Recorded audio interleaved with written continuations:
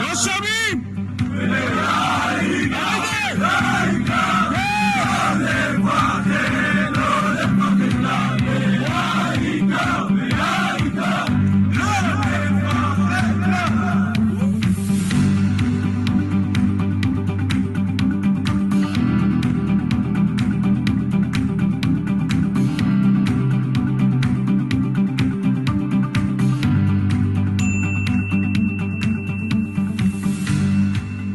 Shalom, mi nombre es Gabriel Gallegos. Saludos a todos aquellos seguidores de Active Ministries, en especial a nuestra comunidad latina.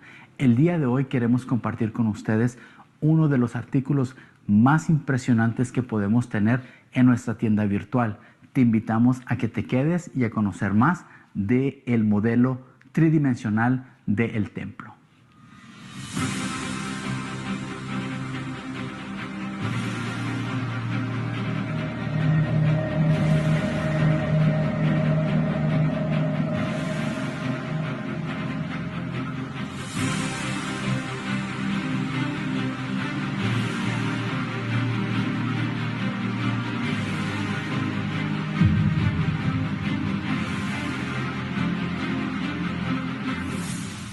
Les presento el nuevo modelo del templo.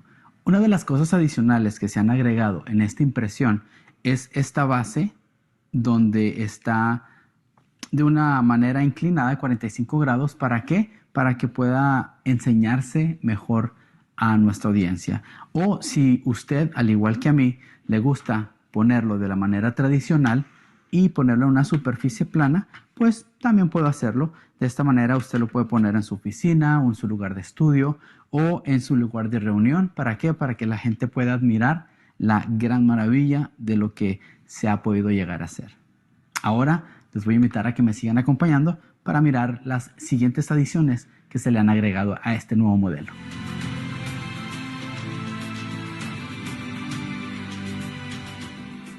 Uno de los nuevos aspectos de este nuevo modelo tridimensional son los colores que se han añadido, como el color oro, el color blanco, un café y un café un poquito más claro.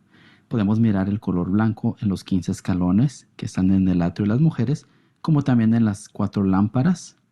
Podemos mirar el color blanco en el misbeaj, en el altar, como también en los 2 escalones que están entre el ulam y el altar.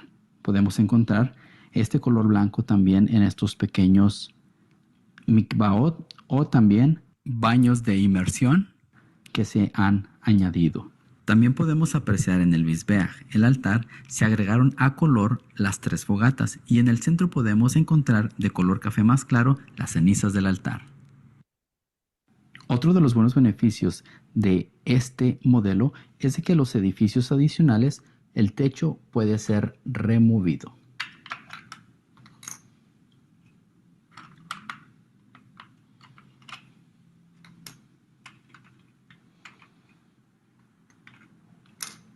En el edificio sureste podemos mirar cómo el área donde el Sanhedrin se reunía para hacer sus juicios, y también se ha agregado un color azul en donde está el lavacro para así poder distinguir las diferentes áreas.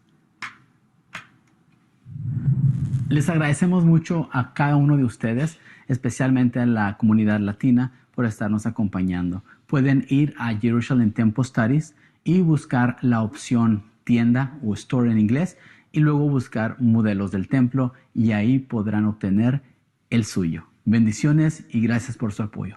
Shalom.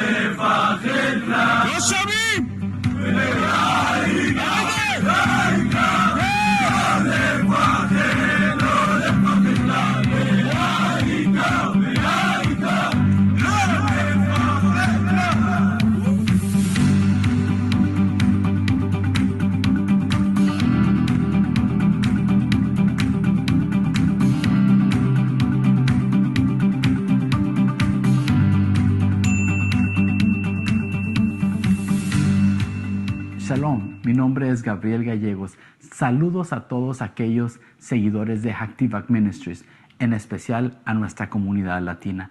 El día de hoy queremos compartir con ustedes uno de los artículos más impresionantes que podemos tener en nuestra tienda virtual. Te invitamos a que te quedes y a conocer más del modelo tridimensional del templo.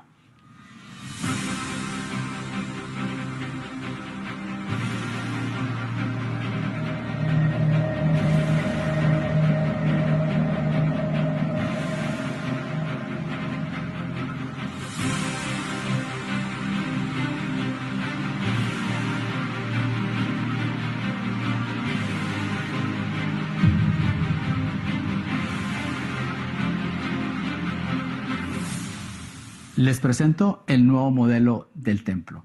Una de las cosas adicionales que se han agregado en esta impresión es esta base donde está de una manera inclinada de 45 grados. ¿Para qué? Para que pueda enseñarse mejor a nuestra audiencia. O si usted, al igual que a mí, le gusta ponerlo de la manera tradicional y ponerlo en una superficie plana, pues también puedo hacerlo. De esta manera usted lo puede poner en su oficina o en su lugar de estudio o en su lugar de reunión. ¿Para qué? Para que la gente pueda admirar la gran maravilla de lo que se ha podido llegar a hacer. Ahora les voy a invitar a que me sigan acompañando para mirar las siguientes adiciones que se le han agregado a este nuevo modelo.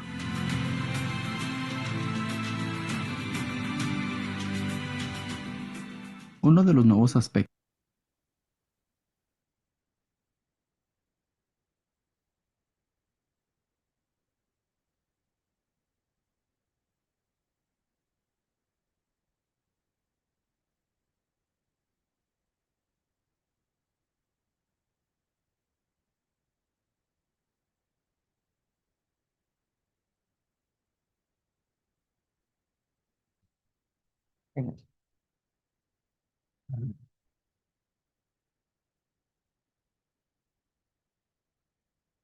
All right, shalom, everyone.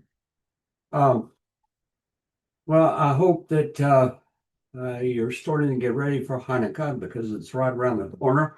There's a number of things that are occurring and during this Hanukkah season. I hope that we arrive at a new level, on a new level of understanding, a new appreciation for everything that happened before, in contrast to everything that is happening today. Before we get into the teaching, let me mention that I'm planning on doing a series on the process of redemption. Now, somewhere in there, I'll probably break away and do a teaching on Hanukkah and tied into that.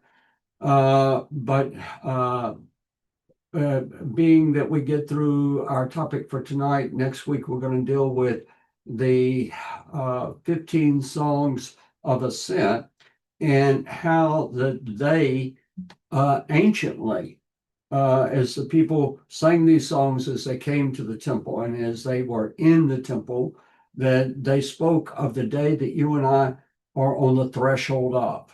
And actually, we're already inside that threshold of things that are working. I haven't mentioned the radio app, the Jerusalem Temple radio app in the last few weeks, but let me mention it again.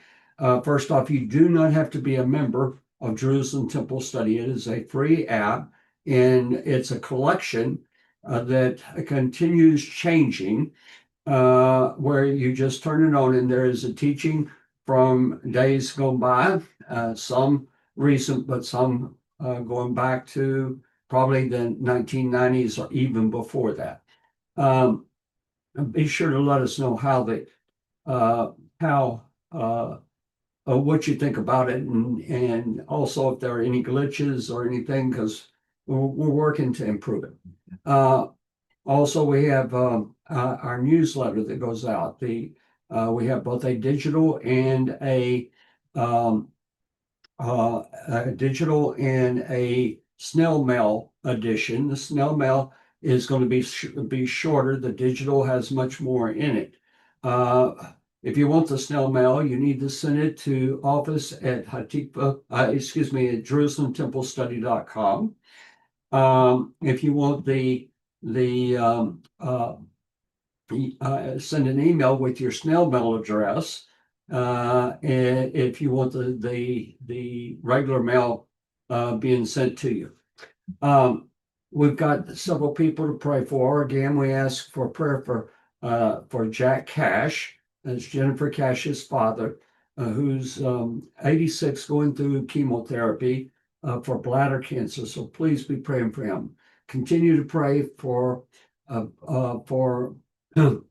Grayson Jeffords. I haven't talked to Grayson. I've been tardy in that. It's been very, very busy over here. But continue to pray for him. He has extreme pain that's caused from a number of operations. The nerve endings are what are causing the pain. And I do want to mention our two daughters-in-law that are both pregnant, both with some complications. One, my son Jacob and his wife Caitlin, their baby due at the end of January, they've detected that there are heart conditions, heart problems.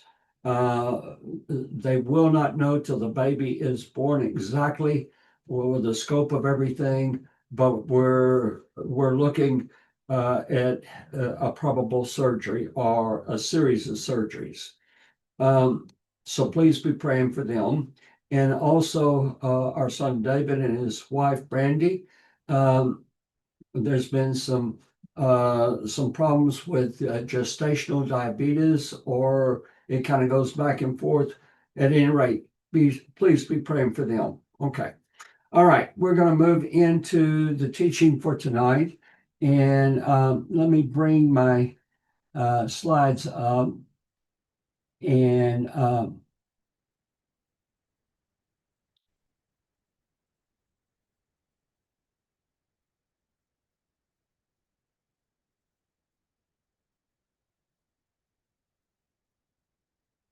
okay.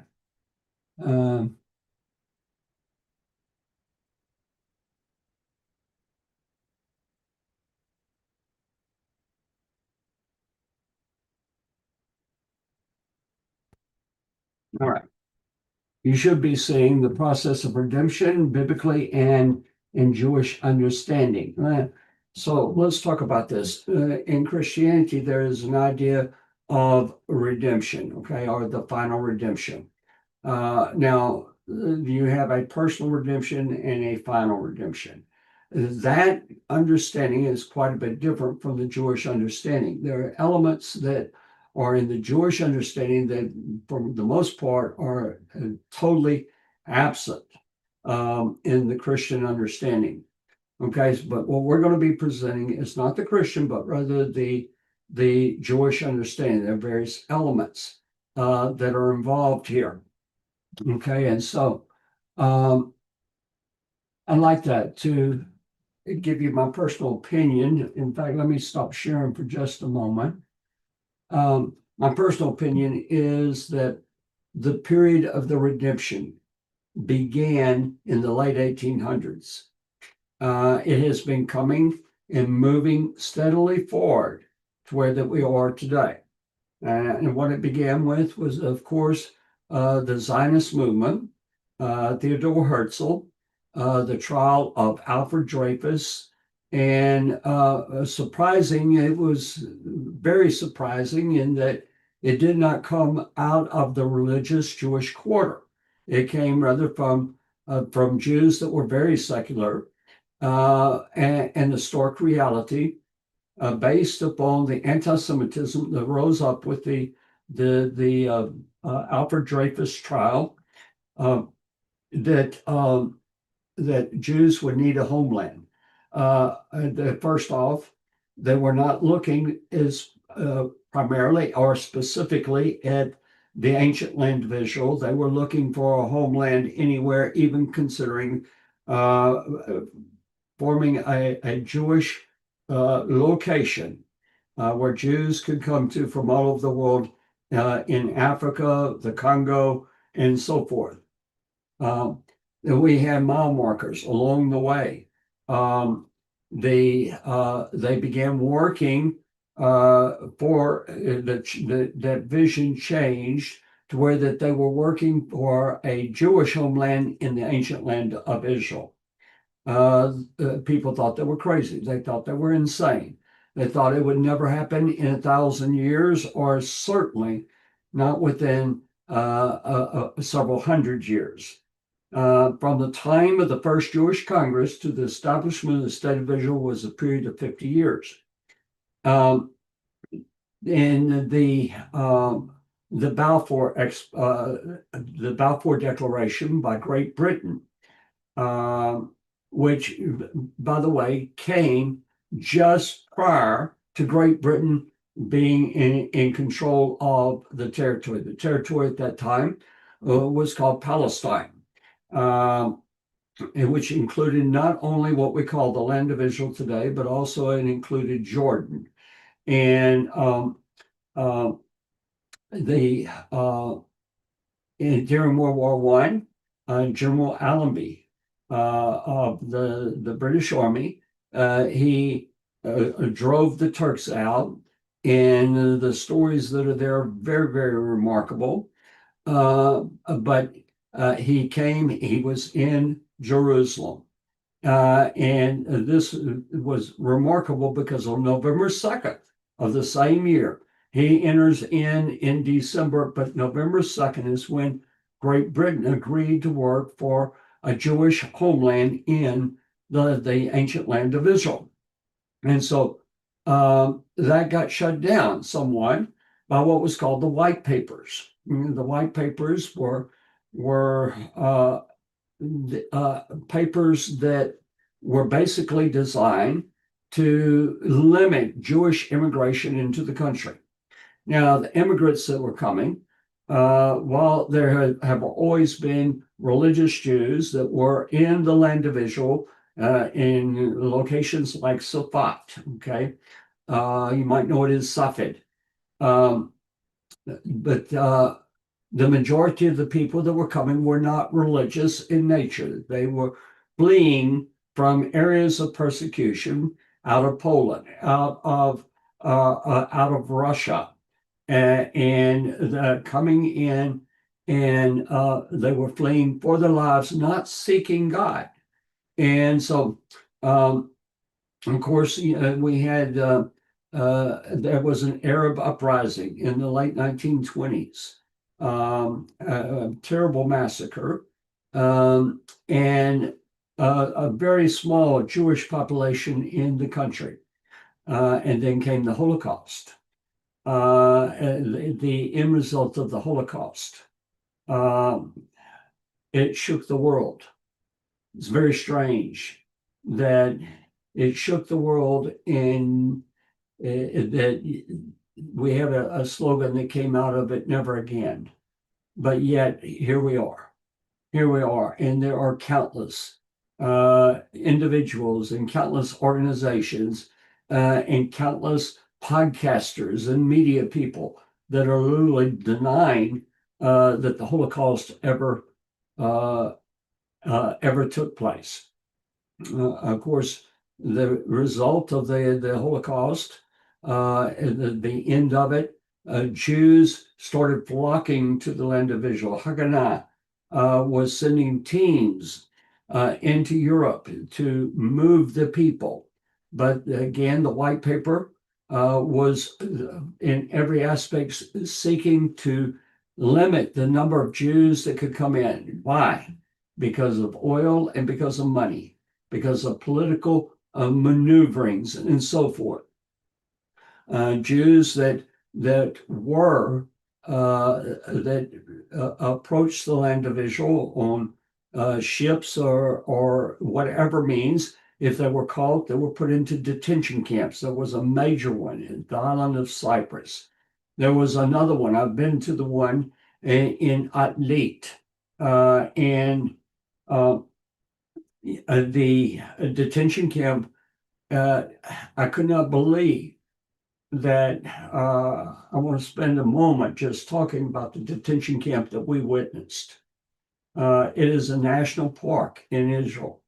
Okay, it's a sore subject in Israel because these people were the survivors of the Holocaust, and they were being placed behind barbed wire once again. There were watchtowers that were scattered around the camp. The very first thing on arriving is they were taken to showers, and you can imagine the trauma that this would have caused. The men and the women, now we're talking about husbands and wives, were put in different quarters. And so the women were over here, the men were over here. And in the evening, Israel can be a very humid country. It can be a very hot country in the summer and a very cold country in the winter. The barracks had no windows. They were locked inside at night. It was stifling inside in the summer and freezing in the winter. And so this has to deal, I believe, in part with the United Kingdom taking its nosedive as a world power. It had everything to do with, I will bless those who bless you and I'll curse those who curse you. And we are in that same flight pattern right now. Of course, we had the War of Independence. We had the United Nations vote that was in November 1947, and then the establishment of the State of Israel in I think it was May 8th or May 5th of 1948, Yom Ha'atzmaut, Independence Day, is what it's called, and it's in the month of Iyar. And so very significant times. Nobody thought that the state of Israel would survive the Arab attack that came against them. But lo and behold, the hand of God was with them, and they were established as a nation. This was followed up by 1955, a war in the Sinai Peninsula that Great Britain and France got Israel to basically do the fighting for them. And again, Israel was victorious. In 1967, the Six-Day War. And in the Six-Day War, the miracles that occurred and the surge among the people. Now, 1967 was very unique in that they gained the Temple Mount back. They gained East Jerusalem. And under the leadership of Rabbi Goren, who was the chief rabbi of the IDF, his feeling was, we have the Temple Mount, we need to build the temple now. The government said, no, we don't need to build the temple now. Moshe Dayan turned the authority 5 days after the war, turned the authority of the Temple Mount back to the Jewish people. But it was a case of going back to the early 1900s as we started this whole process of Jews returning to the land. The problem was that Jews that were in affliction returned to the land, but Jews that were living in Europe, Jews that were living in the United States, Jews that were scattered among the nations worldwide, they had no desire to go back to the land, and they saw those that went to the land as being on the extremities of normative Judaism. The Holocaust changed that. And so while the land was ready for them in the early 1900s, the people weren't yet ready for the land. But in Hosea 5:15, it says, in their affliction, they will seek me early. And so as affliction rose, as anti-Semitism rose, it became the mechanism that caused so much of the people to return back to the land. And so the literally cities of tents grew up, and people lived for years inside these tent cities until they could be integrated into the society, houses built for them, communities established, and so forth. And so there is a pattern towards this, but there has been a steady move all along the way of the process of redemption. Okay, and so the 1967, again, the land was ready. The Temple Mount was in their hands, but the people were not yet ready for the Holy Temple. And so it's not just a physical return, it deals with a spiritual return, and a spiritual return among what would be a growing group, what is prophesied to become an entire nation. Okay, and so we had the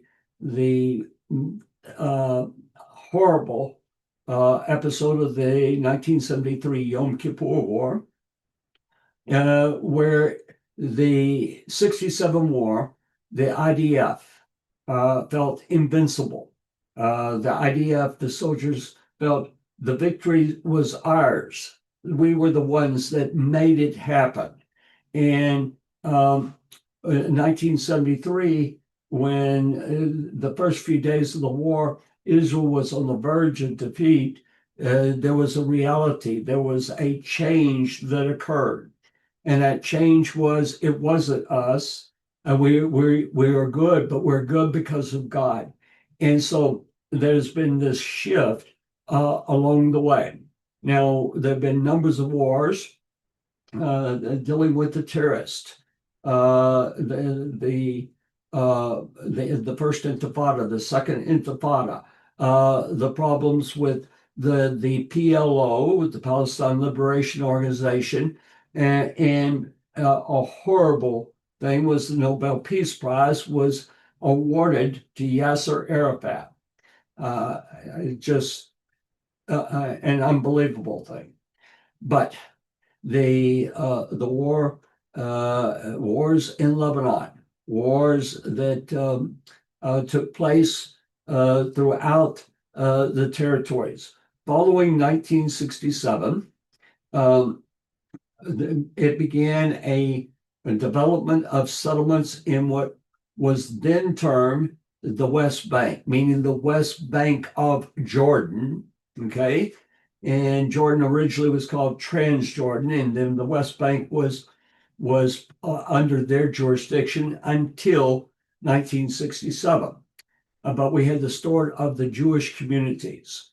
And so that was a meager start. They were far outnumbered, and they lived in the midst of many, many terror attacks and so forth. We also had the development of Gaza.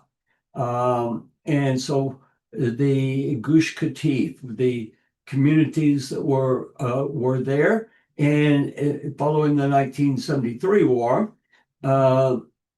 actually the 67 and 73 war, there were communities that were down in the Sinai Peninsula. By the peace treaty that was done between Menachem Begin and Anwar Sadat,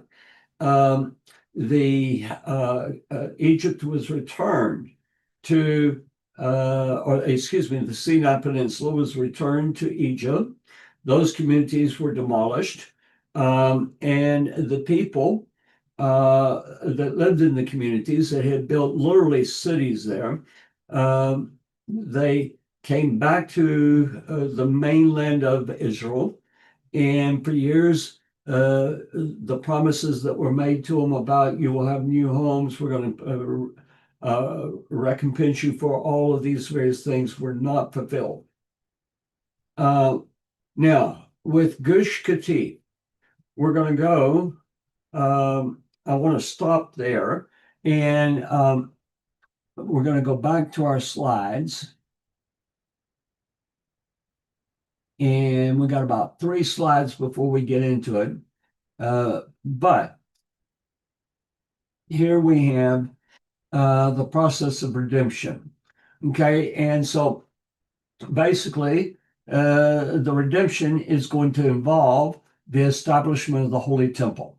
Now, the temple, as it will be at the beginning, is foreshort of what we picture the temple was at the time of its destruction by the Romans. Okay, um, we had the establishment of Torah law. Okay, so that is a big thing. The establishment of the Holy Temple and the establishment of Torah law. You cannot have a holy temple unless you have certain things that are in the Torah that must be in place in order to have a temple. The establishment of peace. Okay, so the question is when? When will we see these things? Now, in order to have a temple, you have to have first the paradama, the red heifer. Okay, and so let's rephrase it: the red cow. Okay, uh, it must be a para, which means a cow, and not an eglah, which means a calf. Okay, it has to be a certain age in order for it to be qualified. Now, the older that the cow gets, the more likely she is to become disqualified. And we've talked about this numbers of times. We're not going to go over that at this point. She must be slaughtered, I left the word out, by a qualified Cohen. Okay, and that means that the Cohen that slaughters her must be appointed by the Kohen Gadol. Now I want to read where we have that from. Okay, so let me stop this for a moment. And I'm going to go to the book of Bamidbar, Numbers, and we'll go to chapter 19. And so it starts off in verse 1. Now, I want to preface this with something. We're told about the menorah, the seven branch candlestick that was in the Mishkan first, later on in the Holy Temple. And in the scripture, it says that say to Aaron that you shall take and light the menorah daily. Okay, that it would basically be a continual light and so forth. I received a call from a lady, I'm going to say 15 years ago, and she said, when did the Jews change that? And I said, excuse me, what are you talking about? The Jews never changed that. She said, well, they had other priests lighting the menorah. Okay, well, this is one of the things that you have to understand, that the Kohen Gadol has the authority to delegate others to do it. Okay. So here, with that in mind, we read in Bamidbar 19, now the Lord spoke to Moshe and Aaron, saying, this is the ordinance of the Torah, which the Lord has commanded, saying, speak to the children of Israel that they bring you a red heifer without blemish, in which there is no defect, and on which a yoke has never come. You shall give it to Eleazar the Cohen, that he may take it outside the camp, and it shall be slaughtered before him. All right. Now, this was the initial act, but this is where we see where an individual is delegated, but it has to be delegated by the Kohen Gadol based upon this verse. You shall give it to Eleazar the Kohen, you, the high priest. Okay, so Aaron did not live forever. He had where he passed away. He died. And so another high priest came up after him, Eleazar. Eleazar, if they needed another red heifer, he was the one that had the authority to to designate who would slaughter the red heifer. Okay, so it has to be appointed by the Kohen Gadol.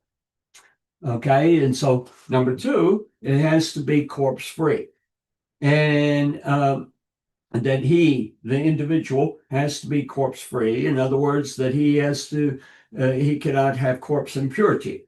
And it must be slaughtered and burned with the right procedure. Okay, and so it's very, very detailed on how it's done. And it is considered actually the slaughter of the parah dama is to be one of the most complex commandments in the scripture.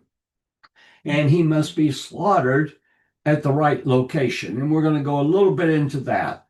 The ashes must be dealt with by qualified individuals. Okay, so all of these are going to be basic laws that we have that are taken directly from the scripture. And then the Sanhedrin gave definition to each of these, how they're performed. All right, so let me see. I need to be sharing.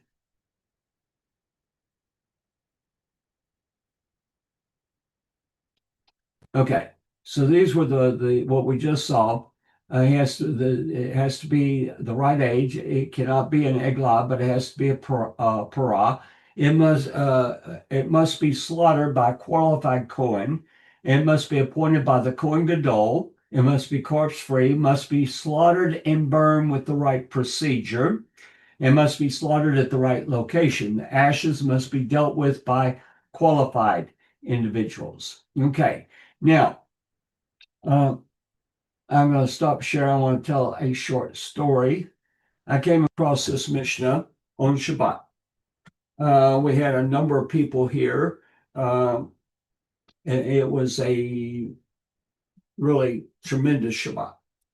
We had several that were from out of state that were here, as well as a lot of our people joined together. And we finished the shakri. We were about to do the morning kiddush, and following that, everybody was getting food, sitting around, and just visiting. Now, one of the customs that we have that is divrei Torah, to speak words of Torah as we gather around. And so I had asked a question that stemmed from the Haftarah for last week, which is where the son of David is trying to usurp the throne, and the throne had been promised to the son of Bathsheba, and they come in and they inform David that this is being done without his knowledge, that another son is trying to take the throne, and is being supported by a number of key individuals, including Yoab, the commander of the army. And this is basically treason. And so the Yoab flees, and we're told that he fled and he grabbed the horns of the altar. My question was, how could he grab the horns of the altar? The altar was up at Gibeon, which was quite a distance from where this coronation or attempted coronation took place. And it also apparently was a small altar, because he was able to reach from one horn to the other horn, and he ran into there as sanctuary. Also, the rules according to the altar in the Mishkan, the tabernacle, is that no one except a Kohen can approach the altar, and there is a death penalty if anyone else does. And in fact, that Kohen has to be dressed in the priestly garments and so forth. And you have all these rules that apply there. Well, the answer is found in the Tractate Zevakim of the Mishnah in chapter 14. And it says that when the Mishkan was at Gibeon, that private altars called bamot were allowed. And David had the Ark of the Covenant there at the Gihon Spring, there in Jerusalem, not at Gibeon. And apparently there was an altar that was set up, and that was a bama. It was a private altar. It was not with the restriction that only priests could come near it. Okay, but that was in chapter 14 in Zephachim, and as I opened it up immediately, I saw a passage that dealt with the red heifer. So I want to show it to you.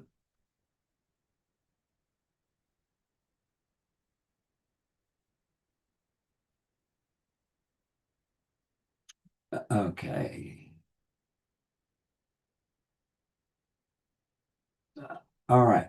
Now I've got it here in Hebrew, and the first word is parat ta'at.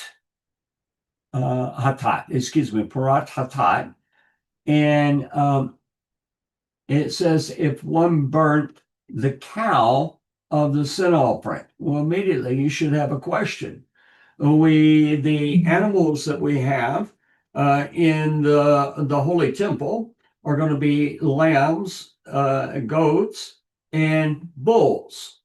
As far as the larger cattle, we have no cows that are offered in the Holy Temple. There is only one cow that is offered, and that is the parat. Okay, parat means it comes from the word para, and so it is the cow. If one burnt the cow of the sin offering outside its specified place, that's a way to term the red heifer in the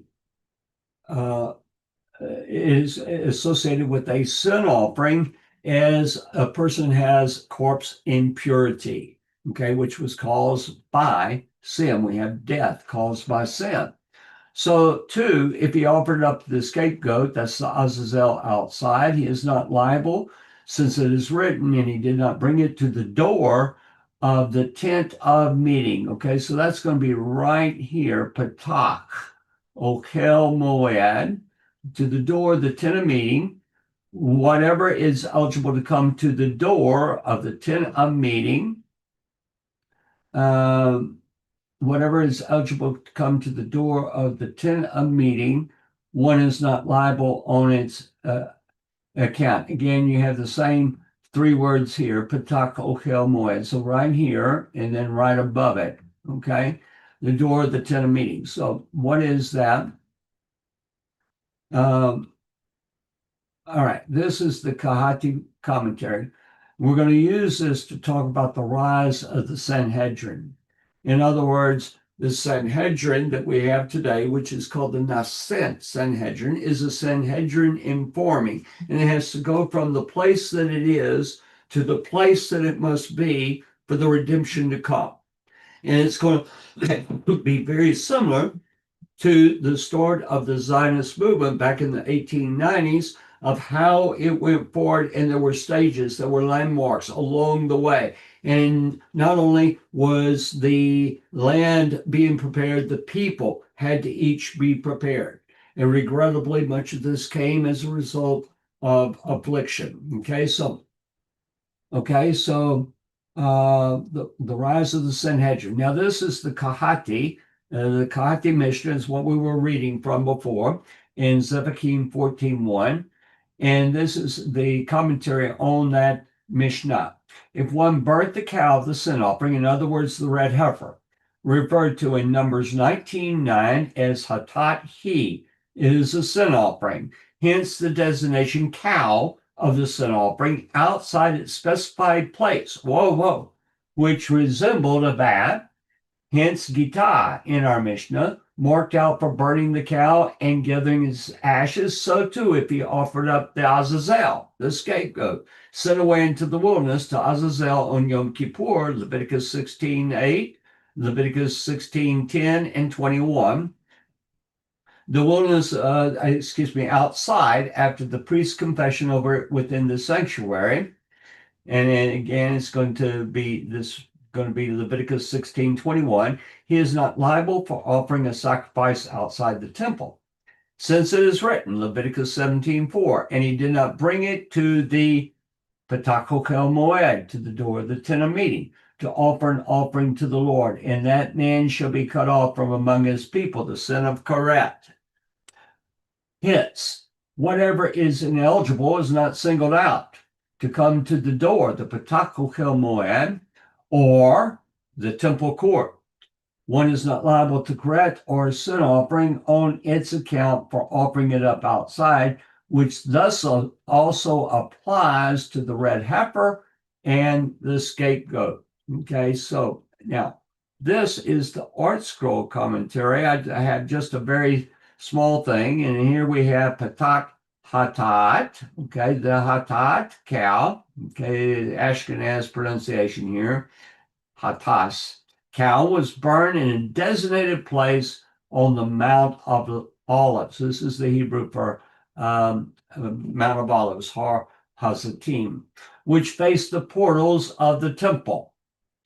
It was essential that the cow be burned in this place.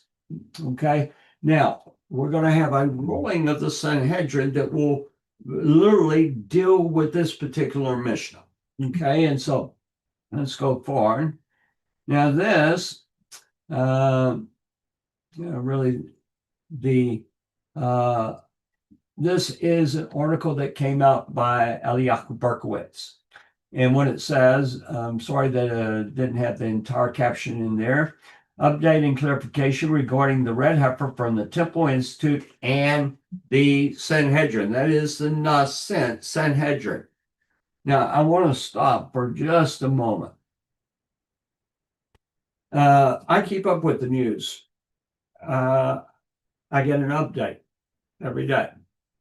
And not only do I get an update, but every day I call and discuss with a very good friend the events that have been sent out as an update, and it will tell me what's going on with China and Japan and China and Taiwan. It will tell me what's going on with the North Korea and South Korea. It will tell me about what's going on in the Ukraine and with Russia and Iran and all of its little satellites, the Houthis, and of course, much of the news has been what is going on between the United States, Venezuela, and the cartels, and how that this is just spreading out this way and spreading out that way. And all of it's significant. Okay, every bit of it's significant, and we can look at the updates that I get today. The update I got today, the update I'll get tomorrow, the one I got yesterday, and see just how much they are the same thing as what we had a year ago. They aren't. They aren't. It's much more intense. The anti-Semitism is much more intense. The wars and rumors of war are much more intense. Okay, everything is happening everywhere, and the values of the people are, I no other way to say, but as much as I'm prepared for them, as much as I know the direction we're going, the values of the people are nosediving at an alarming rate, and the rise of anti-Semitism, I never in my wildest dreams thought it would go so fast, thought it would be so intense and so dangerous. Okay, but the last week there was a ruling, and that ruling came forth from the Sanhedrin on this topic. And I believe that it is one of the milestones. I believe that we are reaching a point like the Balfour Declaration, like the white papers, like the camps at Atlit in Cyprus. It is an earth-shattering, because what is happening is the Sanhedrin is starting to make its move. The Sanhedrin is starting to come together. It is going from opinions about minor topics to where, regardless of which group, the rabbis of the various ultra-Orthodox groups, they have been quiet concerning the Sanhedrin because it wasn't a challenge. because it was their area was, for the most part, they don't deal with the temple. They don't deal with Gush Katif. They don't deal with the Judea, Samaria, and all of these things. But what the Sanhedrin has been involved in is issuing decrees, which I'm going to show you a lot of these. And then what did they rule? Not opinion. What did they rule this past week? Okay. All right. So, and this just came out last week, and I had several people send it to me. Eliyahu Berkowitz, who wrote the article, sent a copy to me. It says the burning of the red heifer on July 1st marks a significant moment in Jewish tradition, sparking considerable discussion. The Temple Institute, which has long been preparing for this ritual, issued its first official statement on the event, addressing the various claims circulating across media platforms such as YouTube. Additionally, the Sanhedrin has issued its own statement regarding the event, leading further clarity and direction to the ongoing process. Now, this is not the great sentence. This is a precursor to the great sentence. Let's go for it. Jewish tradition maintains that the red heifer is the most enigmatic and difficult to understand law that God gave us in the Torah. The Jewish sources discuss the multitude of details in depth, covering the laws regarding the requirements and aspects that disqualify the heifer, as well as the performance of the ceremony and how it was conducted during the days of the temple, and the days the temple stood in Jerusalem. Few scholars are expert in the red heifer. Over a decade ago, the Temple Institute launched its red heifer project and tasked Rabbi Azariah Ariel with studying the subject in depth. Okay, now I want to stop for a moment. My goodness, I wasn't sharing. I got to go back and share. I'm sorry. Okay, so here. This, you can see, again, and we'll read it. The burning of the red heifer on July 1st marked a significant moment in Jewish tradition, sparking considerable discussion. The Temple Institute, which has long been preparing for this ritual, issued its first official statement on the event, addressing the various claims circulating across media platforms such as YouTube. Additionally, the Sanhedrin has issued its own statement regarding the event, leading further clarity and direction to the ongoing process.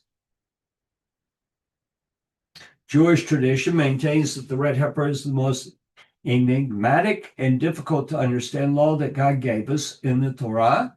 The Jewish sources discuss the multitude of details in depth, covering the laws regarding the requirements and aspects that disqualify the heifer, as well as the performance of the ceremony and how it was conducted during the days of the temple stood in Jerusalem.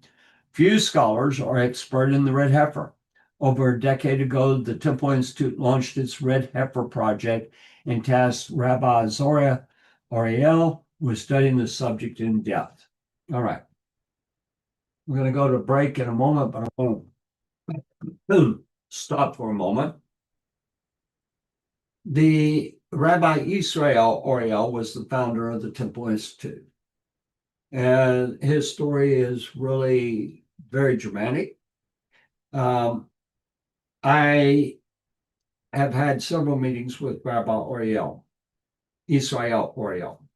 He is the father of Rabbi Azariah Ariel. Rabbi Israel Ariel is well up in his 80s now.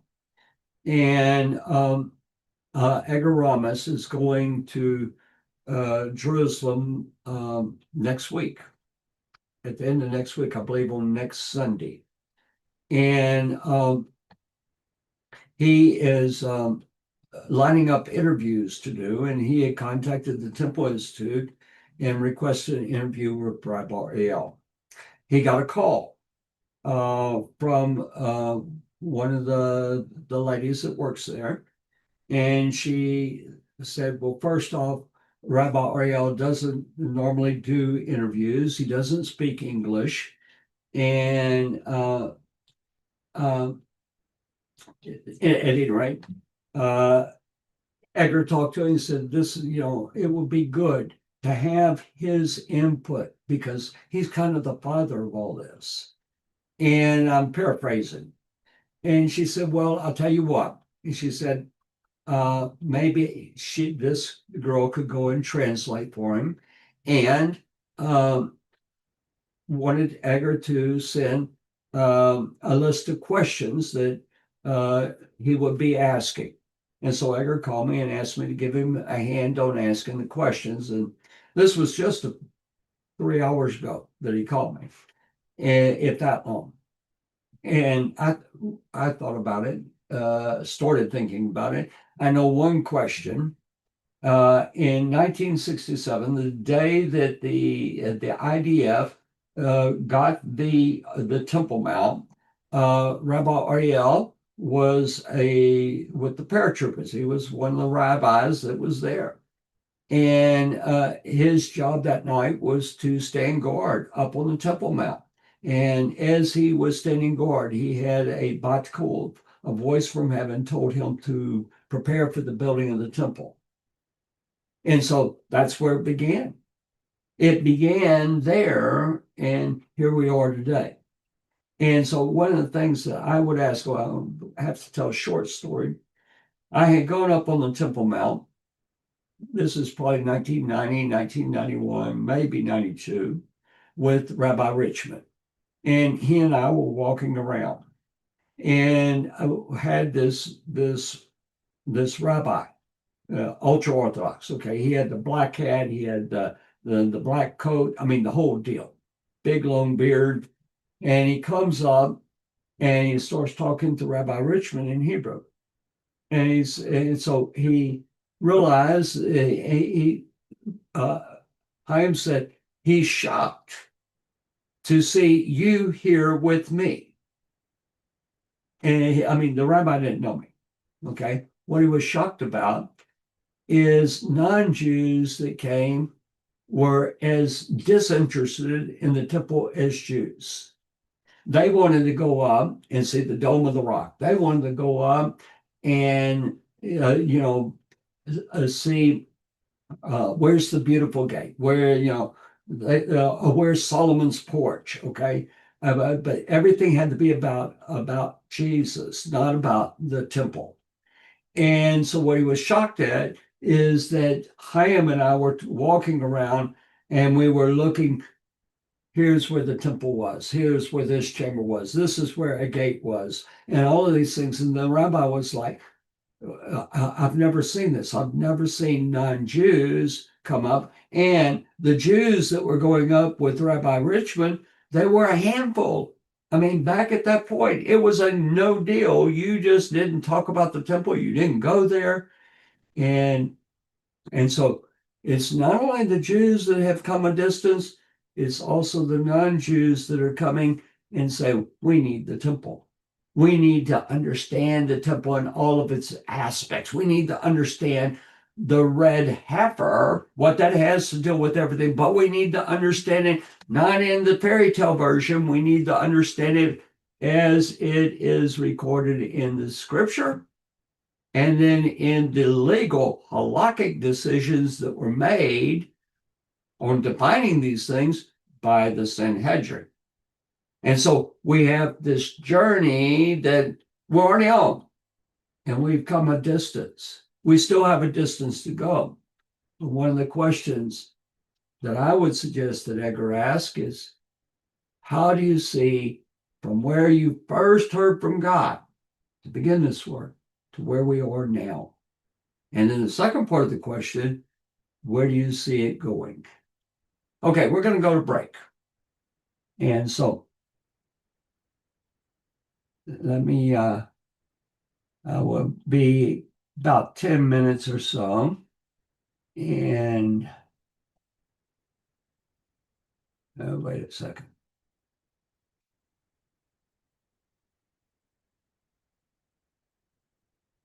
Always takes me a little bit to get it all set up.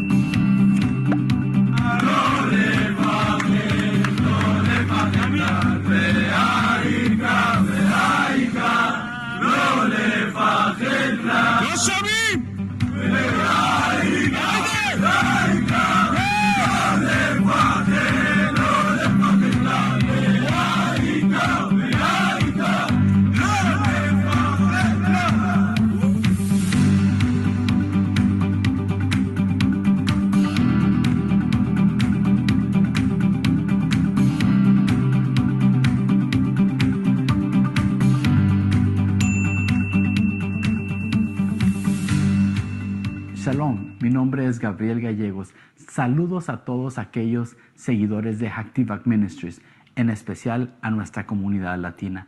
El día de hoy queremos compartir con ustedes uno de los artículos más impresionantes que podemos tener en nuestra tienda virtual. Te invitamos a que te quedes y a conocer más del modelo tridimensional del templo.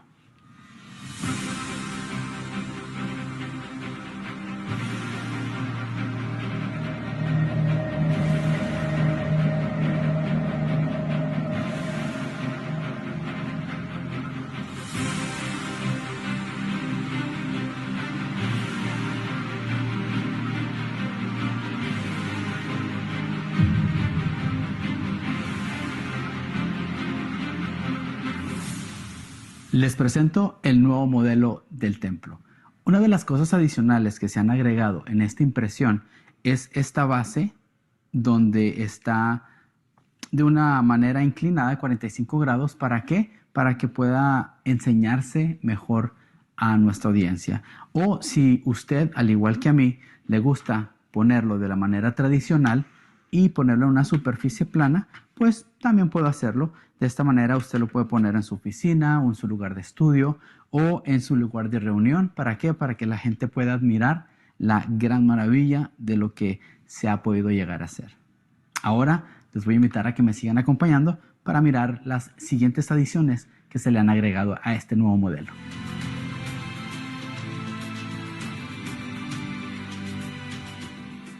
Uno de los nuevos aspectos de este nuevo modelo tridimensional son los colores que se han añadido, como el color oro, el color blanco, un café y un café un poquito más claro. Podemos mirar el color blanco en los 15 escalones que están en el atrio de las mujeres, como también en las 4 lámparas. Podemos mirar el color blanco en el misbeaj, en el altar, como también en los 2 escalones que están entre el ulam y el altar. Podemos encontrar este color blanco también en estos pequeños mikvaot o también baños de inmersión que se han añadido. También podemos apreciar en el misbeaj, el altar, se agregaron a color las 3 fogatas y en el centro podemos encontrar de color café más claro las cenizas del altar. Otro de los buenos beneficios de este modelo es de que los edificios adicionales, el techo puede ser removido.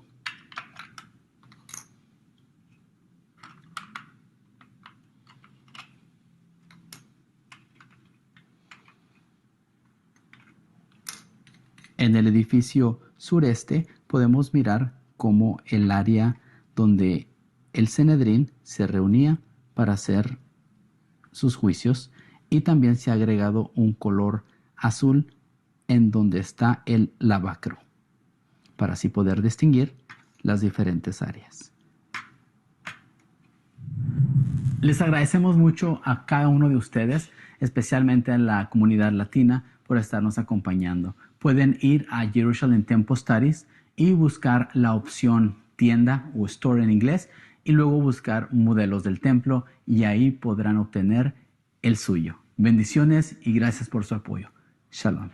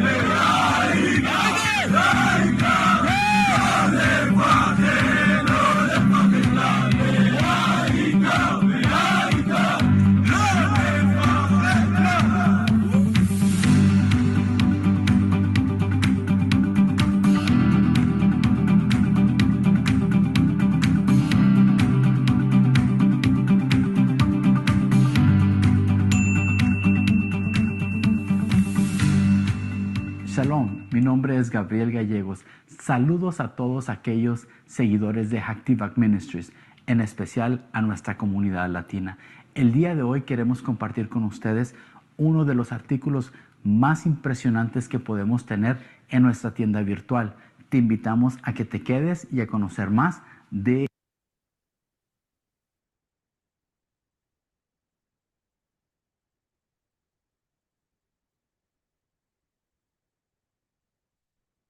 All right. Shalom, everyone, again. A couple announcements before we begin. First off, I forgot to make two. And so one is that one of the ways that you can help us is the more likes you get, the better. It moves us up in both the YouTube and the Facebook settings. They will, I'm not sure exactly how it works, but what Gabriel Gallegos tells me is that it helps. Okay, so if you are enjoying what you're hearing, please like it. Number two is comments count for a long ways. Okay, so along those lines, if you have some questions, last week we instituted doing at the last few minutes, I'm going to try to preserve a few minutes that I can see what your questions are, and I'm only able to do one or two, but put your questions up there, and that helps me in some of the things that you're asking. I can work into the teachings that are coming up. Okay, all right, we're going to get back into this because I thought for sure I would really have to stretch it, and I'm realizing right now that we're liable to be short on time here. Okay, so let's get it ready. And okay.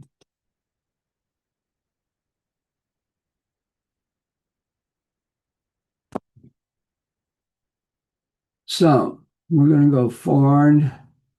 All right. It should be emphasized that the red heifer is used to purify the nation of Israel from impurity and resulting from proximity or to or contact with the dead body. This state of purity is necessary for Jews to ascend to the Temple Mount or to the temple. Non-Jews do not become ritually impure and do not enter the temple, so the mitzvah of the red heifer is not relevant to them, though the Talmud describes the purchase of a red heifer from a non-Jew to be used to purify Jews for the temple service. It should also be emphasized that Jews are currently the only verifiable descendants of Israel. This is important. Jewish law explicitly states that Jewish identity is genealogical, passed down from mother to children. Being part of the nation of Israel is not, nor has it ever been, a result of belief. Okay, so you can be a non-Jew that practices Jewish understandings, Jewish halakha. It doesn't make you Jewish. All right.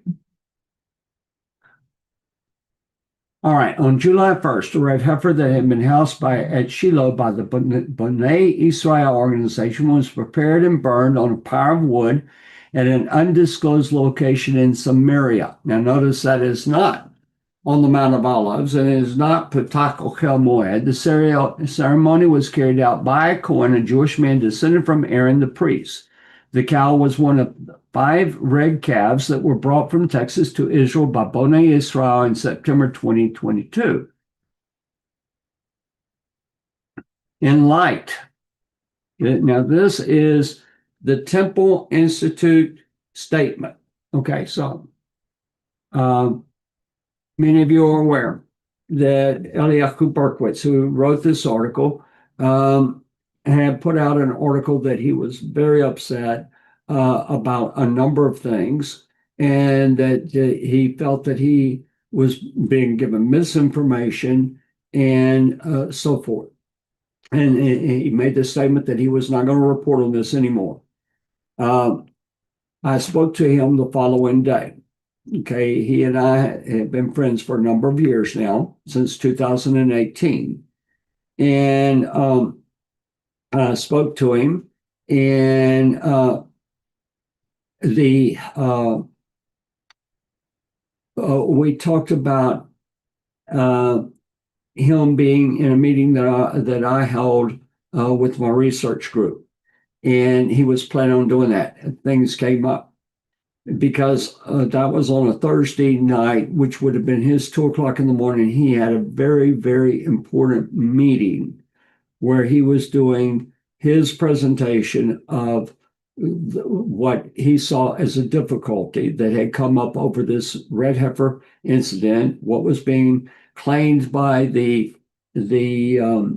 by Christian groups, and what was the information he was getting from the Temple Institute. He did a presentation before the Sanhedrin. After his presentation, very important, two things happened. And this is number one of the two, is the Temple Institute came out with a statement. And this is what the statement says.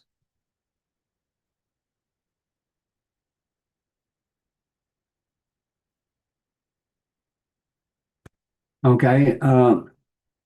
In light of incorrect information that has been published regarding the red heifer, the Temple Institute would like to announce, number one, for about 10 years, the Temple Institute has been engaged in preparations for producing the ashes of the red heifer, both from an educational and practical perspective. The observance of these commandments, the raising of a red heifer according to Torah law, and the production of kosher ashes for the purification of the ritually impure is very complex and includes thousands of details, which require great knowledge and skill in execution. Therefore, the process also includes a number of practical experiments and exercises.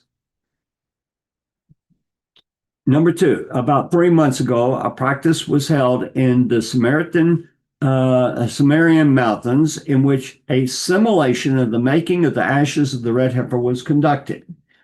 Of course, ashes of the red heifer that are not made on the Mount of Olives while facing the side of the Holy Temple are completely invalid. And it references Parah 4:2 from Rambam, from the Mishnah, from Rambam, Parah Adma 4:5. Now, also, I want to add to that Zevakim 14:1, which we looked at. Therefore, we clarify that the simulation was only an exercise, part of a series of exercises that were, and with God's help, will continue to be conducted before we are properly prepared to fulfill the mitzvah according to Torah requirements. The act was not kosher for additional reasons, including a heifer was chosen for the exercise whose overall color was red, but was nonetheless the most invalid and unkosher of the heifers in our possession. Its tail was damaged. That was from a dog bite. And it had a defect. Likewise, the priestly garments worn by the Kohen conducting the practice exercise were not consecrated. Very important. Okay.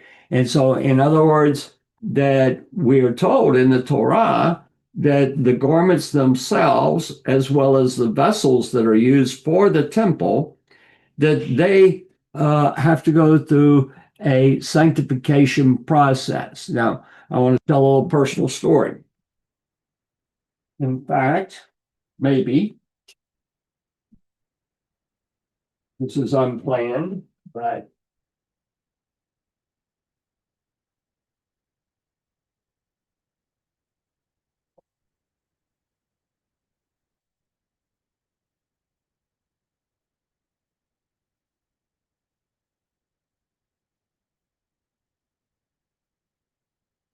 I don't know if it's going to be in here or not.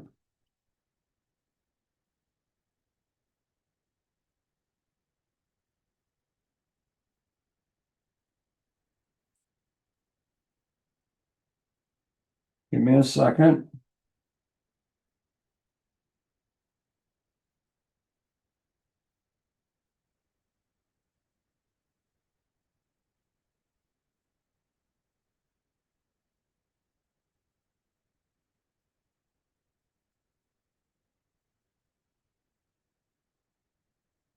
Yes. Okay. Can you see this vessel right here? Okay. This was a vessel. This was the first vessel that was made by the Temple Institute. And it was the vessel that held the water from the Shiloh pool that is poured out on the altar during Sukkot in the Beit HaShoeva ceremony. Now they have come out with a new one. They have replaced this one. Okay, but I had where I was at the Temple Institute one day, and Rabbi Richmond asked me, "Would you like to hold one of the vessels?" And I said, of course, but is that all right for me to do it? He says, of course it is. Anybody can hold them right now because they're not consecrated.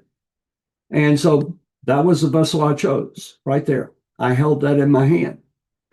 Now I have actually participated along with Rabbi Richmond of taking the garments made for the Kohen Gadol and putting them on a mannequin that we used on a television show.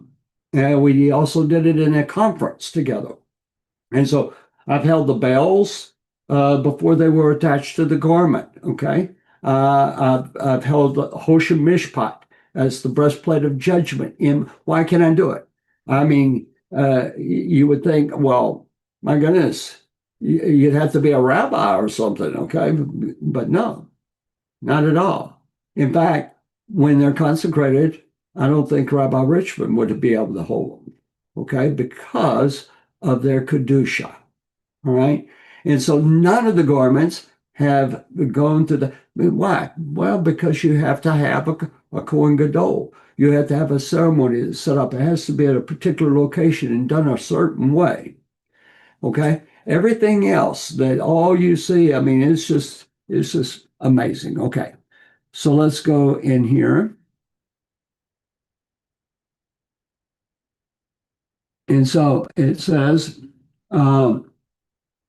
the purpose of the exercise was to improve our readiness for producing the ashes. And indeed, the exercise improved our understanding of the process as well as the Kohen's skill, and also revealed various weak points that we must deal with, such as the proper way to lead the heifer to its destination. I'm so glad to hear that. So glad. So, number 4, for this reason, the ashes were mostly left by us in place without any care on our part.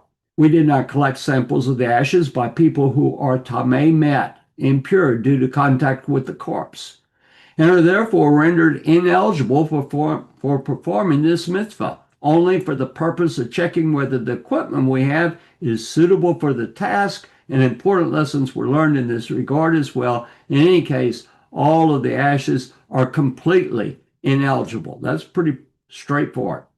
Number 5, anyone who claims otherwise, that the heifer was kosher and the ashes produced from it are kosher for the purpose of purification, is mistaken and misleading, either intentionally or unintentionally. Number 6, there are currently 4 red heifers at the Shiloh site, some of which are owned by Rabbi Oriel, head of the Temple Institute. Okay, that's Rabbi Israel Oriel. Their halakhic status has not yet been definitively determined, and we are monitoring them. Number 7, the real red heifer will be made, God willing, when we have a kosher red heifer, according to the opinion of the rabbis of the Temple Institute and the rabbis they consult with, and when we are ready in all other aspects of the matter. This is a long process that requires patience and perseverance. Now, this is the statement that came out from the Sanhedrin. All right. This, as impressive as the statement was from the Temple Institute, this statement is a game changer. After deliberation, the Nascent Sanhedrin, that means the Sanhedrin forming, released a statement regarding the event. Sanhedrin decision from the 19th of Heshvan, 5786, November 10th, 2025. we sat together as one court. Questions have reached the Sanhedrin regarding the red heifer ashes, and particularly regarding the recent exercises that was conducted. We hereby announce that we completely rely on the attached announcement of the Temple Institute, and we address all Gentiles throughout the world with the following call. We, the Sanhedrin, whose ancestors and families stood at Mount Sinai and witnessed the revelation of the Holy One, blessed be He, to the entire world, generation after generation, we have studied the Torah that the Holy One, blessed be He, gave us. And we know that the Holy One, blessed be He, asks those who come into the world to accept upon themselves the 7 Noahide commandments. The moment a person accepts them upon themselves, the 7 Noahide commandments, they receive directly from the Holy One, blessed be He, 3 amazing gifts. They receive a portion of the soul. They receive a portion in the world to come. They are called righteous among the nations. Anyone who invents something other than the 7 Noahide commandments causes those who listen to him to sin. And this includes anyone who invents that the ashes from a red heifer exercise purifies Gentiles or heals Gentiles or anything else. Such a person is among the fraudsters and swindlers, and one must distance oneself from him and distance him. Now, this was called a ruling of the Sanhedrin court on the matter of red heifer ashes. Okay? What's significant about that? I'm going to go through and show you the decisions that they have made. Okay? Now, the Sanhedrin has to come to a certain level, and they're not there at this point. The temple cannot progress. I mean, it's progressing. It's going like a freight train down the track. But when it gets down to time to start building, time to start doing this or doing that, we got to have a intact Sanhedrin. And so this intact Sanhedrin doesn't mean that it's very complicated. I mean, it's immensely complicated because we've got a civil government. Okay, we have a civil prime minister. We have a civil cabinet. We have a civil Knesset.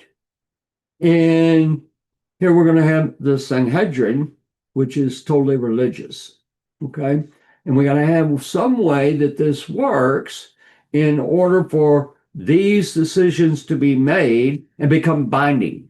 It can't be, well, our opinion is, it has to be, we have made a ruling, and throughout the world, the rabbis say, we have a ruling on that. Amazing. There are certain areas that the rabbis really, they have opinions on, but they do not make decisions concerning things like back when they had Gush Katif, or the communities down in the Sinai Peninsula, or the issue of the settlements in Judea, Samaria. These are areas in the Holy Temple. These are areas that only one court addresses. Up to this point, they've had little decisions. Now we're at a turning point where all of a sudden we've been driving on the feeder road, and now we've come to the entrance onto the freeway. Okay, so let's go back to the slides. I'm telling you, this is bigger than anything in the Ukraine. It's bigger than anything in South Korea, North Korea, China, Taiwan, Venezuela, cartels. It's bigger than what's happening here in the United States. All of those items are the motivators. All of those items are the things that are moving to where there will be a need for the Holy Temple. There will be a need for a Sanhedrin. All right. The Sanhedrin, why do we need it? Why is it so hard to get a Sanhedrin? I don't mean a Nascent Sanhedrin. I mean a fully active Sanhedrin. Don't we have a Sanhedrin already? And anything special happened lately? Of course, I just went through what happened that was special. So here, this is the 11th Amidah. And it says, restore our judges as at first, and our counselors as at the beginning. Restore our judges as at first. What does that mean? As at first. That means Numbers chapter 11. That means when God was putting in place, you will have a Mishkan. You will do this ceremony, you will do that ceremony. This is how you will do it. That's what we're talking about. Restore our judges as at first and ourselves as at the beginning. Oh, we have to change too. And remove sorrow and sighing. May you alone, Lord, reign over us with loving kindness and compassion and vindicate us in justice. Blessed are you, Lord, the King, who loves righteousness and justice. This comes from the book of Isaiah, chapter 1, verses 26 and 27. I will restore your judges as at the first. Wow, that is literally when we're praying it, we are praying scripture, and your counselors as at the beginning. Afterward, Acharei, you shall be called the city of righteousness, the faithful city. Zion or Zion shall be redeemed with justice, the redemption, and with penitence with righteousness. I'm going to stop sharing here, and I'm going to set up. I want to show you out of the Siddur.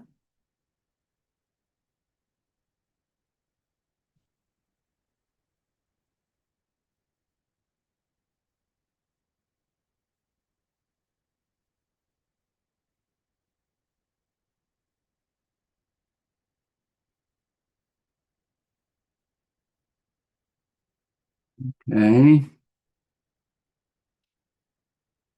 And here is my Siddur. I want to show you. Okay, so we have the Amidah is going to be divided up the first three Amidot. Here's one. Okay, this is Avot, the patriarchs. And then we have the Devamite, the Givorot. Okay, right here. Okay, and then we have the, going to the next page, Kedushat. Okay, Kedushat Hashem, holiness. The Hashem is holy. These three we always do. Then we go into the middle. And the first one's knowledge, repentance, forgiveness, redemption. This is more a personal redemption, but it also has a future national redemption that is implied in there. Healing and prosperity. And then we change. These were all personal. And then we change, and it comes eschatological. This is the redemption. This is you are praying for the redemption, the gathering of the exiles. And here is the praying for the Sanhedrin to be as it was in the beginning against the informers. And then we have the righteous. Okay, neat one. That's a neat one. The rebuilding of Jerusalem. Okay, Jerusalem. May you may you rebuild it rapidly in our days and as an everlasting structure and install within it soon the throne of David. Okay, and then the coming of the Messiah. All right, we're going to stop sharing that. And let's go back to our slides.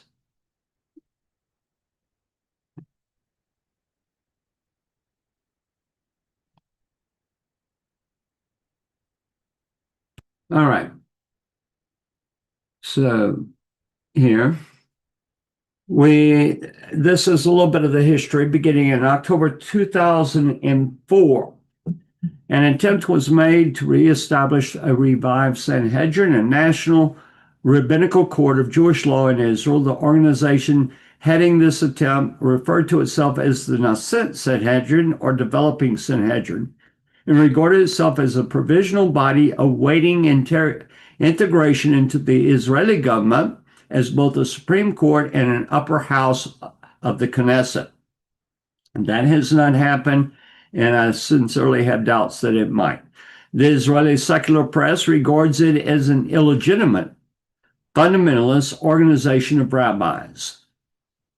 The organization, which was composed of over 70 rabbis, similar to the composition of the original Sanhedrin, claimed to enjoy recognition and support from the entire religious Jewish community in Israel. However, it was mostly ignored by the Haredi community, that's the ultra-Orthodox, and started debate in both religious and secular circles. There has not been a full religious and secular circle. There has not been a full meeting of the Sanhedrin since 2005, and its leader resigned in 2008. Haredi Zionist rabbis involved in the Sanhedrin revival attempt included Israel Ariel, that's Rabbi Ariel that we were talking about before, and Yoel Schwartz. Now, Rabbi Schwartz, he died in 2023, I believe. Yes, 2023. Debbie and I were in Jerusalem the day he died. We were also in Jerusalem the day the Sanhedrin was reestablished back in 2004. The election process and selection of Rabbi Halberstam, Maimonides, and other medieval commentators suggested that although the line of smicha, that's the laying on of hands, that's the ordination, from Moshe had been broken in 425 Common Era. That's where the Sanhedrin was closed. If the sages in the land of Israel agree upon a single candidate being worthy of smicha, that individual would have smicha and could then grant it to others, thus enabling the reestablishment of the Sanhedrin. This attempt was intended to improve upon Rabbi Jacob Barav's attempts by contacting 700 rabbis across Israel, as opposed to Jacob Barav's election by 25 rabbis at Safat. According to the new Sanhedrin's website, the process of election was explained by Rabbi Dov Levoni, a member of the new Sanhedrin. He said the most recent attempt to renew the institution of smicha in 2004 was made through a consensus of hundreds of the most influential and scholarly rabbis living in Israel.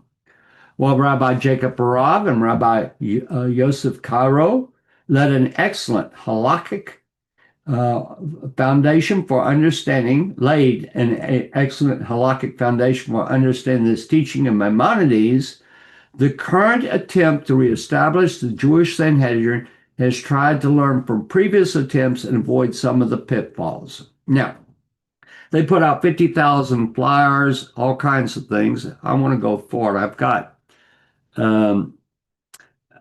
got 40 more slides. Not long afterwards, 700 leading rabbis were contacted in either in purpose or by letter. Let's go forward again.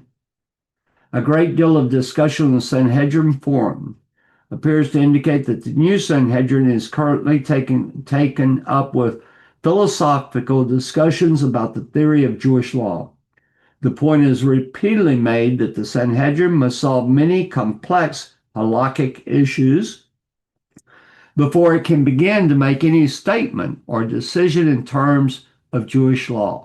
It claims its projects are coordinated in complete consultation with the Gedolei Hador, the leading halakhic authorities of the generation, as well as with the Israeli government authorities academics and professionals, academics, excuse me.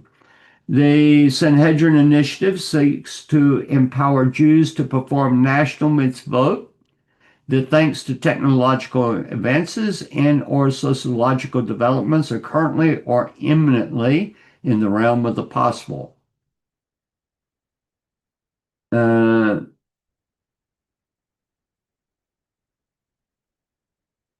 Let's read this. The Sanhedrin Initiative adheres to the criteria of halakha, expertise, minity, and peace in all its projects. The Hebrew version adds that it has no connection with extremist groups, right-wing political parties, or those who disregard Jewish law.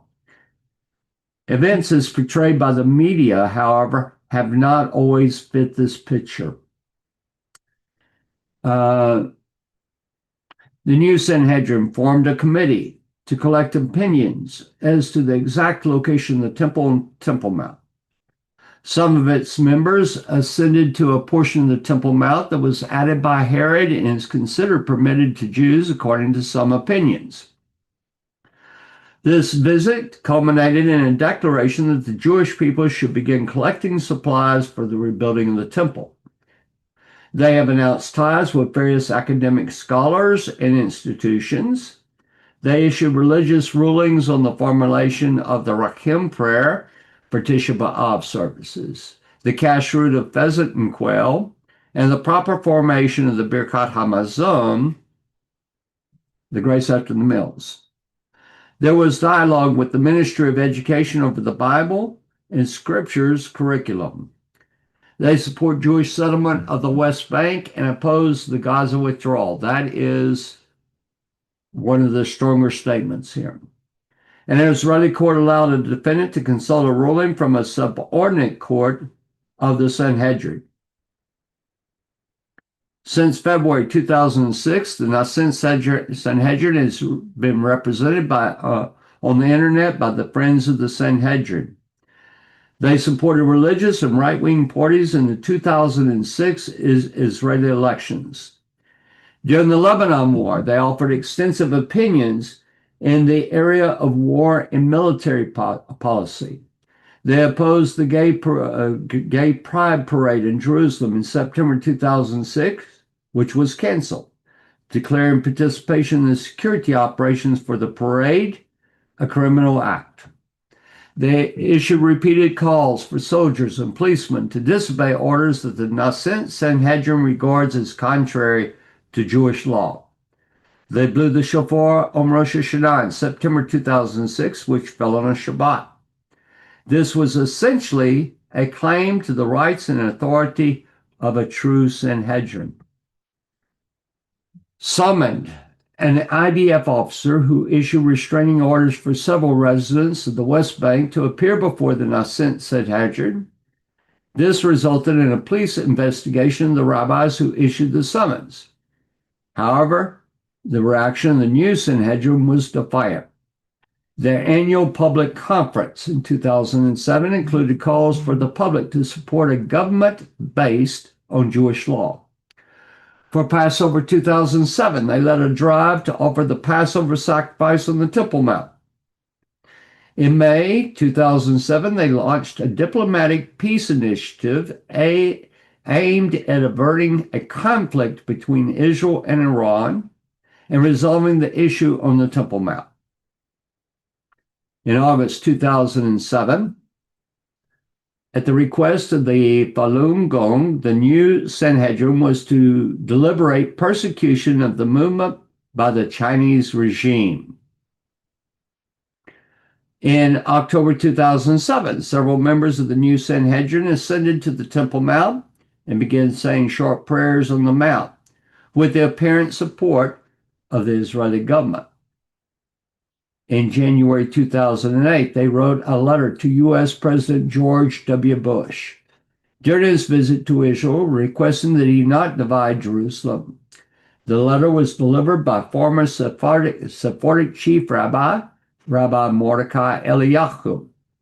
August 13, 2009, the Sanhedrin ruled The Jews in the land of Israel cannot sell or rent the land of Israel to non-Jews. In 2016, the Sanhedrin ruled that the conditions for counting the Jubilee year existed. Okay, so the problem is that they have ruled that the conditions exist, but they have not ruled the start of a count. On October 3rd, 2017, silver trumpets were blown by the Sanhedrin on the Temple Mount. In September 2019, the Sanhedrin hosted the first conference for the Organization of 70 Nations.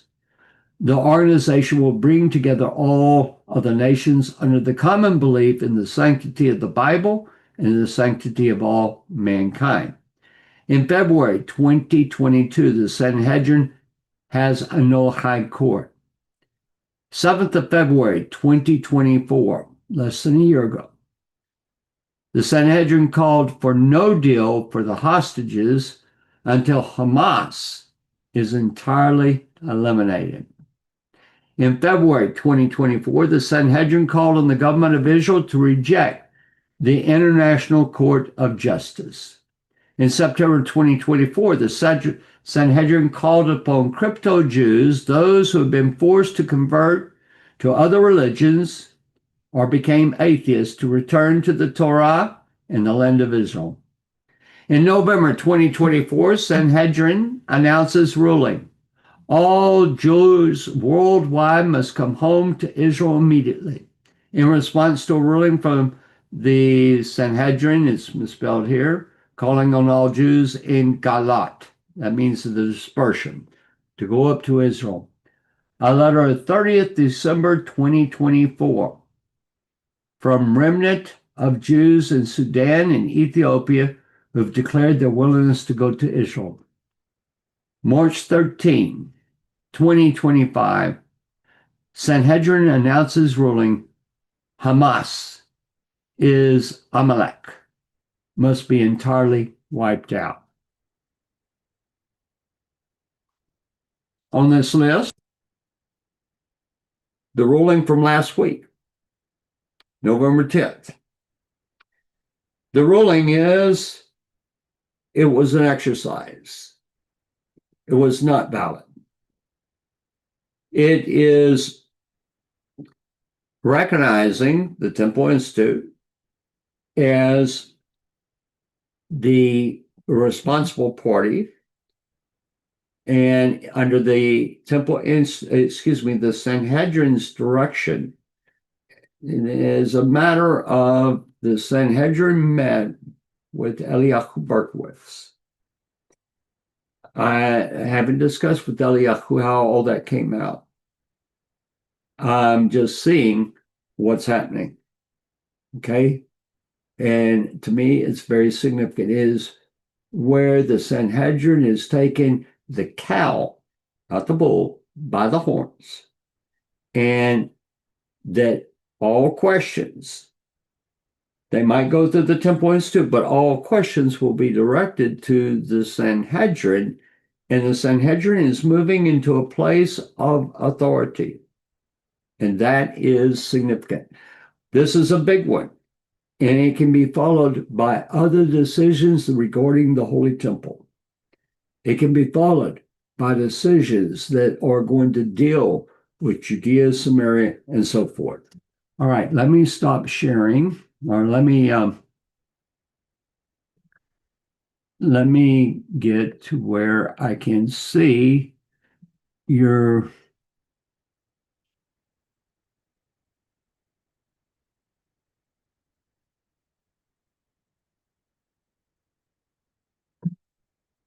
okay.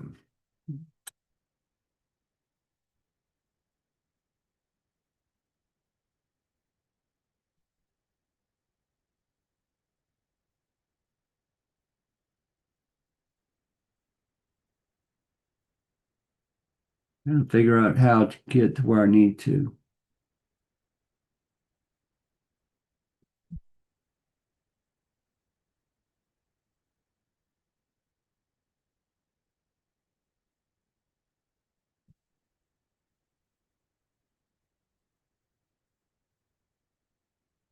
Okay, good.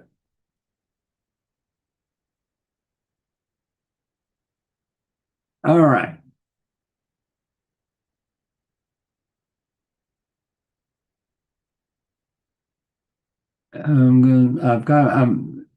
Can see the various questions that have come in. Um,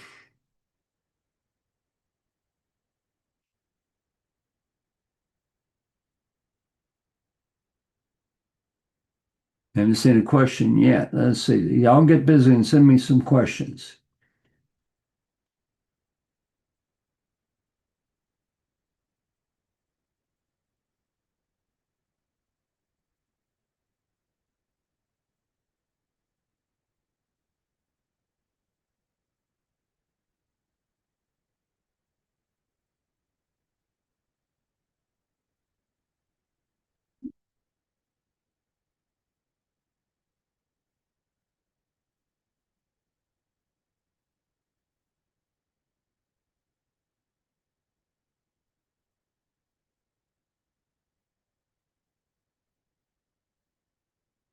All right. All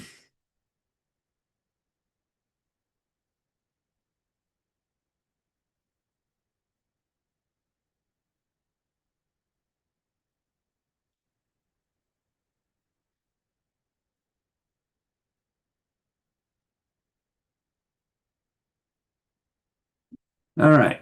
Teresa Anderson asks, can you recommend a good book about the temple for a beginner? Okay. The Temple Institute has a number of books that can be purchased. Um, they're they're good. They're easy. Um, there is some of the archaeological books are very interesting. If you can find books by Eilat Mazar, um, she has one on the temple excavations. You'll have to buy these pretty much off the used book market. Um, the Now I recommend that you get the tractate Midot and that you read Midot. Midot's from the Mishnah. I would recommend buying the Kahati. Let me show you a little thing.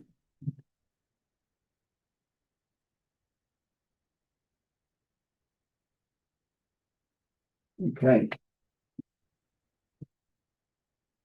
These, I'm not sure if you can see me, but these are what are called the Mishnah. This is from the tractate. This is the tractate Yoma. It's one book. It's a pocket edition. I would purchase the one on Midot and purchase the one on Tamid and just work through them. I would encourage you to maybe read the articles like in Jewish Encyclopedia. Just look up temple. And most one of the things I would not recommend that you do is get the Christian books on the temple. They are usually not very good. Okay, they miss quite a bit on it. An older book and a lot that's in there we've learned different, but Alfred Edersheim's classic work, The Holy Temple. So you might want to check that out. There's another book, if you're more advanced and you have the time to go through it, it's great. It's called Colorful Ceremonies of the Beis, Beis Hamikdash. Okay. Okay.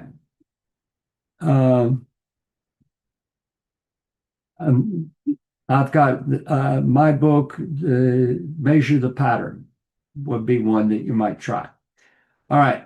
Can you explain what you mean by a non-Jew can follow or practice Jewish law and not be a part of the nation? Well, you've always had the non-Jews that observe the Torah. The Rechabites are going to be an example of this.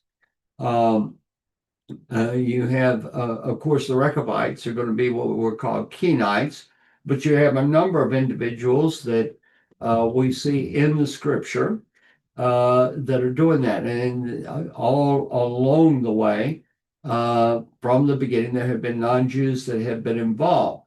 They're not allowed to go into the inner courtyards. There are certain things that they cannot be a part, counted as a minyan, a quorum, for like Torah services and so forth. But basically, Maimonides wrote that non-Jews could keep commandments unless it's specified that a commandment that is for a Cohen. If you're not a priest, you can't do it, whether you're Jewish or not. If it's primary, to sing the priestly blessing. So let me go forward.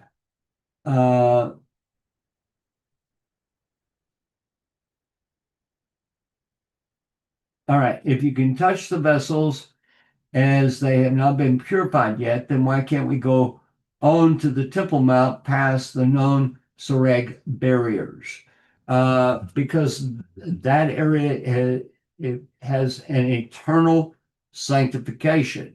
So we can't go up there. A Kohen can't go up there.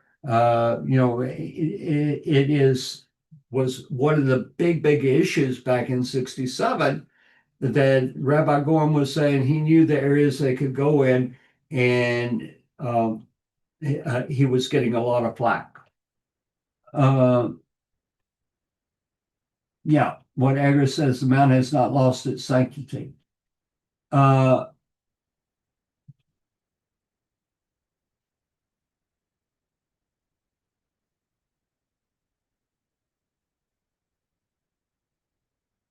Okay.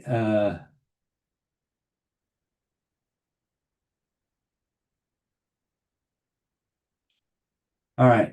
Is a Jewish scholar / rabbi, this is Scott Paddock, nominated for the Nascent Sanhedrin and then voted to receive the position, and how? Does each sect have the ability to nominate? That's a good question, and I don't know the answer to it. I know that there was a consensus back in 2004 that they had pre-selected the rabbis that were going to be invited to join. Now, each of the rabbis, and in fact, I had an article on this, each of the rabbis that in 2004 that were inducted into the Sanhedrin, they each made a statement that they were going to serve until one that was more qualified would come forth, and then they would automatically step down. But there is a procedure for doing this. It's laid out by Maimonides. It is going to be developed in the Shulchan Aruch and so forth on what do you do? Because remember, by the time of Maimonides and the Shulchan Aruch, it had been hundreds of years since they'd had a Sanhedrin, hundreds and hundreds and hundreds of years. And the Isaiah chapter 1, verse 26, restore our judges as at the beginning. And so there had to be a method, there had to be a way to do it. And the details of it, I don't have, but that is where I would look for the information. Okay. All right. How does, this is Daryl Wade, how does anyone know they are of Jewish blood? And is the blood test for Jewishness a legal technique sanctioned by the Sanhedrin? If so, how much percentage Jewish blood will get a person into the temple? It is not a matter of blood, okay? There is a chromosome that can show if one is descended from the priest, but being descended, having of Jewish descent, does not legally make one Jewish. That is, if the descent is through the mother, it's not through the father. If you have, if the line has been down through, then you're born Jewish. And the only other way to become Jewish is through conversion. All right. Let's see. All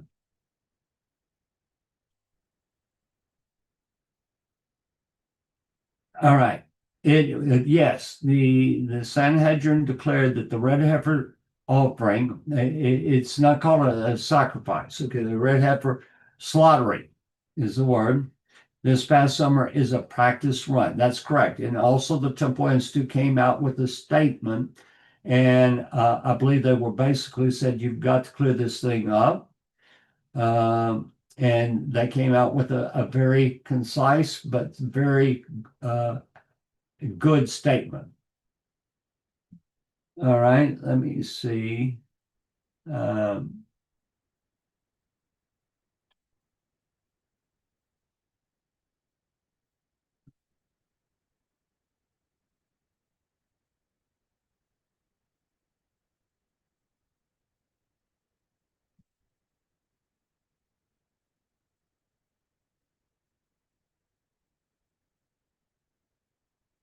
Okay, here, I'm not sure who this is, but it says, if I heard correctly, Sanhedrin says non-Jews are not welcome.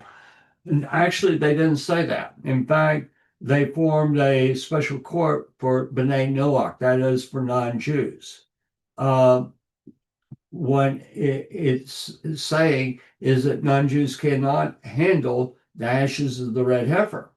And whereas you have all of these various things, people going around saying, well, these were a legitimate red heifer. It was in the wrong place. It was done as a practice. And to say that it was a real thing is a grievous sin. And so that's what they were addressing. But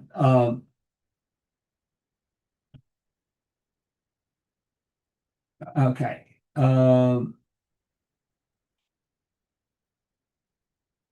Okay. Edgar says, replying to Daryl Wade, I think a certain amount of blood lineage tests can be presented as evidence in front of a Beit Din, but the ultimate decision is at the hands of the Beit Din. It's going to have to deal with the lineage. Okay, it's going to have to deal that it's come through the mother and so forth. Scott Paddock, do you think that the Temple Institute will now refer all major questions through the Nascent Sanhedrin first before giving a public answer? Possibly so. I would respect them if they did that. Maybe partially due to Eliyahu Berkowitz's misunderstanding and slash interpretation. And will this maybe have been a blessing in disguise? I'm sure that's what the rest of it says. And I agree. Joseph Miller. The Kahati Mishnah is free online now. You can download the app. Yes. Now the app works. Last that it used to be available for Apple products. I have it on my phone. Okay, which is an Android. I use it constantly, and I'm going to assume that you can see me.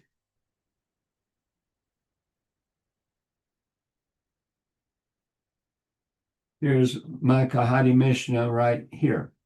Okay. And I'm in the Shkelim 7:1 right here.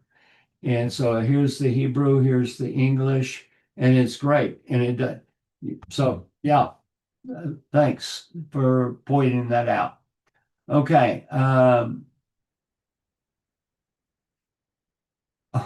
Debbie put up my book. All right, let's see. All right. Question from the YouTube channel. If I heard correctly, Sanhedrin says not Jews are not welcome. No, that is incorrect. Non-Jews are welcome. In fact, the Nascent Sanhedrin has special things that they do towards the Noachides. And so they are recognizing non-Jews, but it has to be in that Jewish framework, not, out there shooting off in this corner and bouncing off that one. Okay. And so, in other words, that you cannot go and do certain things that are for the Kohanim, certain things that you can't go into the inner courtyards. Okay. Because Non-Jews are not allowed inside the inner courtyards of the temple. By the way, that is found throughout the Torah, and it's also developed in Ezekiel chapter 42 or 44, and it's going to be in the Mishnah in Kelim 1a. All right, y'all, I'm going to need this to stop here. We've run out of time, but I hope that you recognize just how significant that we are actually moving in a direction, and there is much more that has to happen, but it is very exciting to see what is happening. Don't get sidetracked by all the bad. Keep your eyes on the good, and let's all get ready for Shabbat. It's coming up. And get ready for Hanukkah. It's coming up. And keep your eyes on God. Shalom, everyone.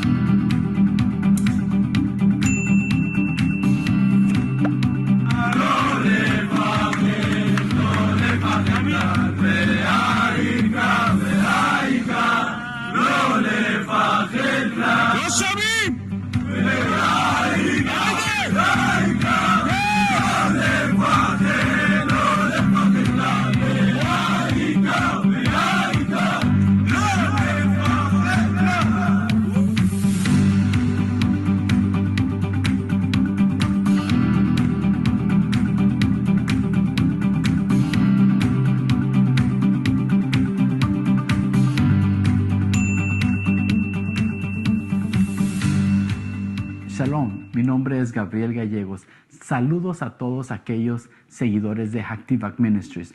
en especial a nuestra comunidad latina. El día de hoy queremos compartir con ustedes uno de los artículos más impresionantes que podemos tener en nuestra tienda virtual. Te invitamos a que te quedes y a conocer más del modelo tridimensional del templo.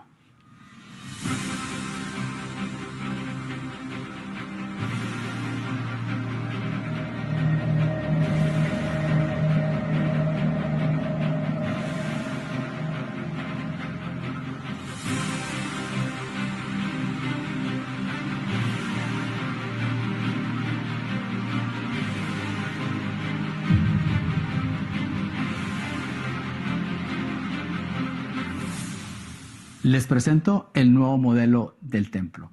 Una de las cosas adicionales que se han agregado en esta impresión es esta base donde está de una manera inclinada de 45 grados. ¿Para qué? Para que pueda enseñarse mejor a nuestra audiencia. O si usted, al igual que a mí, le gusta ponerlo de la manera tradicional y ponerlo en una superficie plana, pues también puedo hacerlo. De esta manera usted lo puede poner en su oficina o en su lugar de estudio o en su lugar de reunión. ¿Para qué? Para que la gente pueda admirar la gran maravilla de lo que se ha podido llegar a hacer. Ahora les voy a invitar a que me sigan acompañando para mirar las siguientes adiciones que se le han agregado a este nuevo modelo.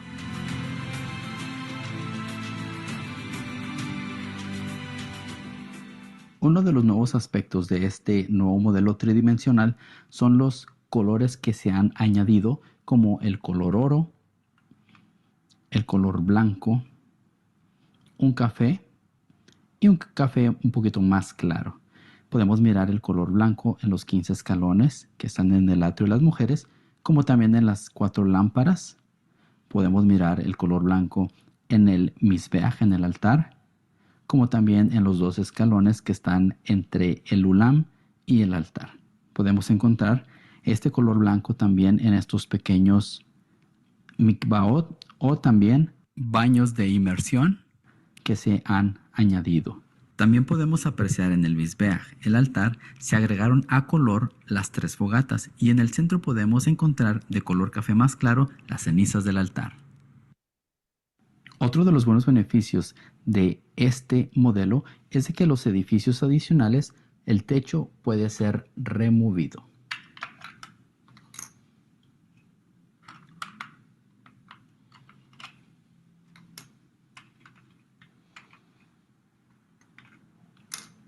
En el edificio sureste podemos mirar cómo el área donde el Sanhedrin se reunía para hacer sus juicios, y también se ha agregado un color azul en donde está el lavacro, para así poder distinguir las diferentes áreas.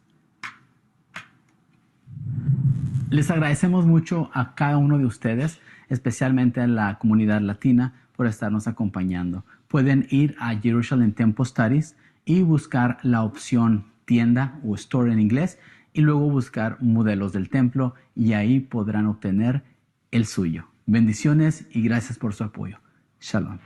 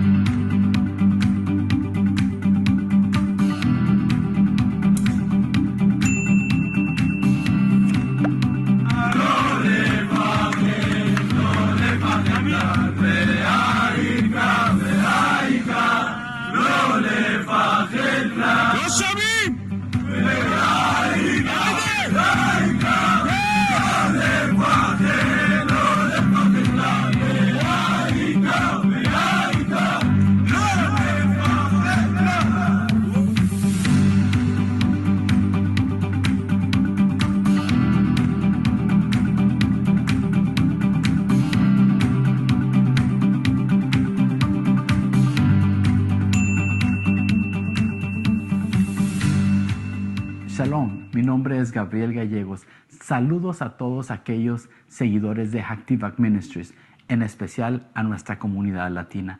El día de hoy queremos compartir con ustedes uno de los artículos más impresionantes que podemos tener en nuestra tienda virtual. Te invitamos a que te quedes y a conocer más del modelo tridimensional del templo.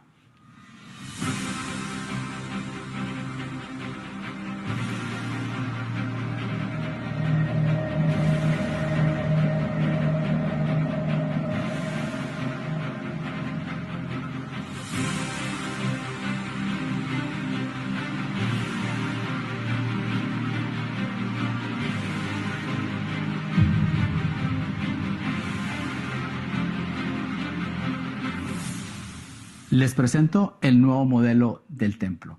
Una de las cosas adicionales que se han agregado en esta impresión es esta base donde está de una manera inclinada de 45 grados. ¿Para qué? Para que pueda enseñarse mejor a nuestra audiencia. O si usted, al igual que a mí, le gusta ponerlo de la manera tradicional y ponerlo en una superficie plana, pues también puedo hacerlo. De esta manera usted lo puede poner en su oficina o en su lugar de estudio o en su lugar de reunión. ¿Para qué? Para que la gente pueda admirar la gran maravilla de lo que se ha podido llegar a hacer.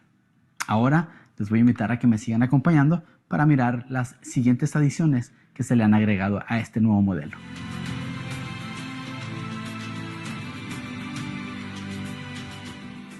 Uno de los nuevos aspectos de este nuevo modelo tridimensional son los colores que se han añadido, como el color oro, el color blanco, un café y un café un poquito más claro.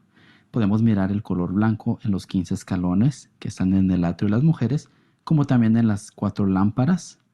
Podemos mirar el color blanco en el misbeach, en el altar, como también en los 2 escalones que están entre el ulam y el altar.